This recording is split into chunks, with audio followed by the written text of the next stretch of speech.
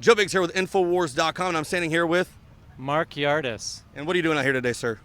I came with the Up to Us caravan. They started off in California, in Venice. I think there was also a northern route.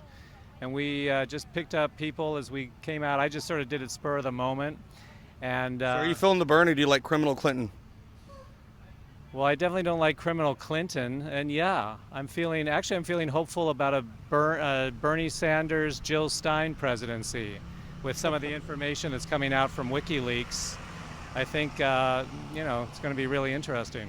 It's funny how they call it like an anti-secrecy website when it's actually a government accountability website. You think that's kind of funny how That's your website or WikiLeaks, that's what they call WikiLeaks Oh, now. yeah, well, it's the truth. The truth sets us free. So what do you think is going to happen now that the DNC leaks have come out? Debbie Wasserman Schultz is going to be standing down at the end of the convention. She's supposed to actually come into Philadelphia and speak for 2 to 5 minutes tomorrow to some of the delegates, and then after that leave because of the fact there's going to be a lot of animosity. As a Bernie supporter, what are you expecting to happen? What are you hoping that'll happen this week during the DNC? Well, I think it's really interesting that there's the simultaneous. Bernie's going to be giving his speech inside while Jill Stein is giving her speech outside. And they've been, from what I understand, they met for like 6 days. Is that true? I haven't heard about that. Oh, I heard that they were meeting for like quite a while. So I'm actually hopeful that we could get, I'm serious, a Bernie Sanders, Jill Stein presidency. Now, what do you expect to happen this week, though, if Hillary Clinton somehow can get through this? You know how the Clintons are always able to duck and dodge any kind of scandal. What do you think is going to happen if she's able to somehow miraculously pull off another, email scandal, duck and dodge by the FBI with this DNC leak that's now come on? It's too ugly to think about. We can't have more of these people. We have to move on. We've got too many big issues to deal with to wade through all this corruption for another 4 years. Now, what are your thoughts on, let's say, immigration? What do you think about the fact that Donald Trump wants to have a wall? What are your thoughts on immigration? Should we just open up every border, be one world, and not have any borders whatsoever, and let everyone go to wherever they want?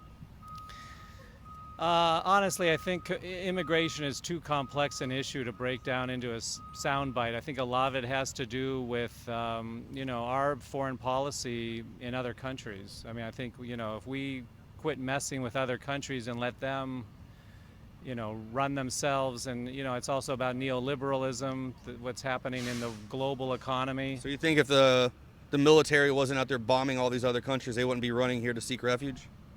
From that, or from economic pressures. So what do you think about the Second Amendment? What do you think about the right to carry? Do you think there should be more gun control, or do you think we should have an armed population? Again, it's a complex thing. It's one of those, it sort of bothers me that so much attention, and understandably, because it's horrible what's happening. I think people... But what is the Second Amendment for, though? Well, the right to bear arms. Well, but also to stand up. They weren't talking about AK-47s and so well, there was stand up to the government. But do you understand that when the Second Amendment was written, there was already a Gatling gun at that time? Yeah. So they already knew the direction of the way the Second Amendment was heading. So it's not like an M4, an AR-15 is actually like revolutionary right now in the aspect of the Second Amendment growing. They already had that capability then. It's pretty revolutionary. There's a big difference between a Gatling gun and something like Gatling gun that you can carry into a restaurant and mow down a bunch of people. I'm on the fence about it because my family, I've got family members who are rural people, and rural people want their guns and use their guns for hunting. I personally would never buy a gun to defend myself or shoot somebody else. That's just my own personal, preference in life. I think that's very fear-based, On the other hand, if somebody came in and killed my children and I wasn't able to protect them, I'd probably never forgive myself, but I don't know that I'd be able to with a gun either. I'd probably shoot, one of them instead of the, bad guys. So, the Second Amendment is very important. I think, if you look at places like Chicago where there's very strict gun laws, what happens? Evil always finds a way to do something. Today there was another Muslim machete attack that killed a pregnant woman. There have been multiple stabbing incidences where people have died.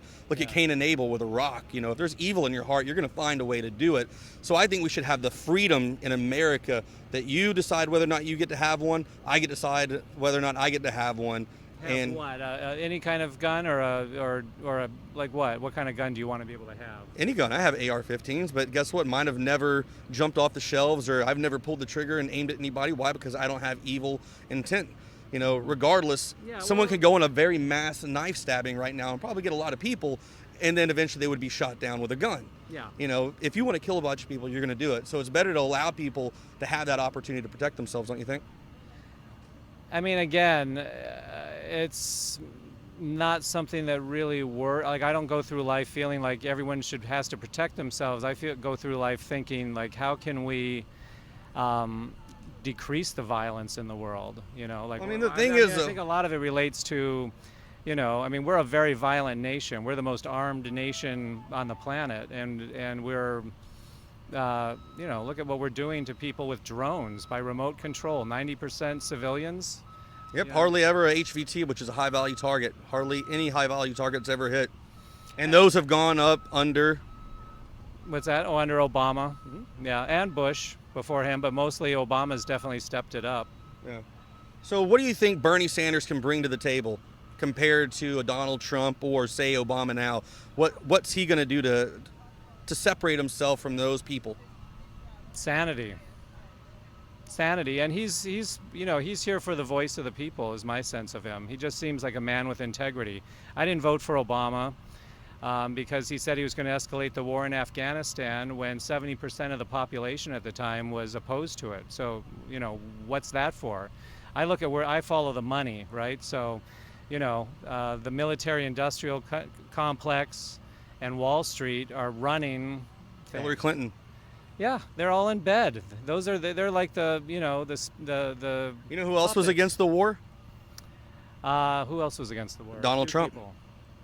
Well, so he's been right about a few things, but he's also been a big supporter of Hillary Clinton. So, you know, who knows? Well, at that time, he was back in the days, a businessman. Well, that's what people do.